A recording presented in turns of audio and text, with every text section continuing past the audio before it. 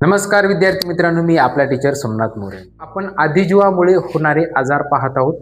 त्यामधला चौथा आजार म्हणजे पहा मित्रांनो, तो म्हणजे अमिबिओसिस। आणि अमिबिओसिस हा जो आजार आहे कोणत्या आदिजीवामुळे होतो तर एंटामिबा हिस्टोलिटिका। कोणता? एंटामिबा हिस्टोलिटिका या आदिजीवामुळे होणारा आजार आहे। कोणता? अमिबिओसिस।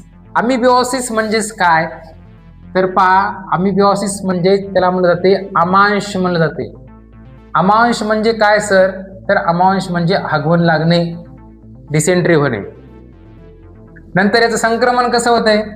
याचं संक्रमण होते कॉन्टॅमिनेटेड फूड अँड वॉटर, दूषित अन्न व पाणी या मार्फत याचा काय होते संक्रमण होते। लक्षण काय? पोट दुखते। पोटदुखीचं कारण लहानपणी शाळा आपण बुडलेली पोटदुखीचं कारण सांगून पोट दुखलं, चला वाटते आली काय की जोरात चला घरी। नंतर पाण्यासारखे काय होणं, पातळ जुलाब येणं, एकदम डिहायड्रेशन होणं, शरीरातून पाणी बाहेर पडणं, संडास एकदम काय ना पातळ येणं। नंतर उपचार काय तर उपचार पहा, पाणी कसं प्यायचे, उकळून प्यायचे आणि गाळून प्यायचे। पाणी काय उकळून आणि गाळून प्यायचे आणि उघड्यावरचं खायचं नाही। यासाठी म्हणजेच अजून ORS घ्यायचं। जर आपल्या बॉडीमधून डिहायड्रेशन झालं, घामावाट, संडास वाट,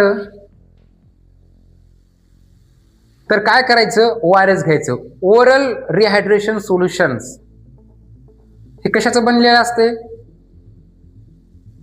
पाणी, water plus salt plus sugar mixer असते ते घ्यायचं। आणि हे जर घेतल्यानंतर आपल्या बॉडीला रिलीफ भेटतो, आराम आणि एनर्जी टिकून राहते।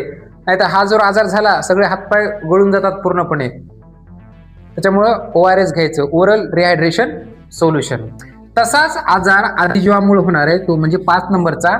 पहा, काही जणांना तर आयुष्यात पहिल्यांदाच हा आजार ऐकला असेल, PR हुआ। कोणता? PR हुआ।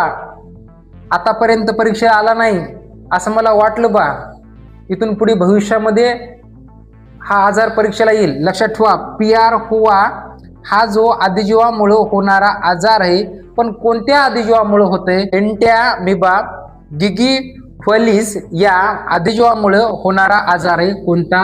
PR हुआ। नेमकं आजार काय? हा आजार मानवाच्या दातामध्ये होतो, म्हणजे दातामधून एक पिवळसर घाण पू बाहेर पडते ह्या आजारामध्ये। कोणत्या? PR हुआ। आणि जे दात आहेत तो मुळा सगळं भाग खराब करून टाकतो। कोणता? एंटामिबा गिगिफिलिस हा आदिजीव पूर्णपणे खराब करून टाकतो। कोणता आजार? PR हुआ। अशा प्रकारचे आपण जे प्रोटोझोल डिसीज पाहिलेत मित्रांनो, म्हणजेच आदिजीवामुळे होणारे आजार पाहिलेत। ओके, ह्याच ठिकाणी आपण थांबू। थँक्यू।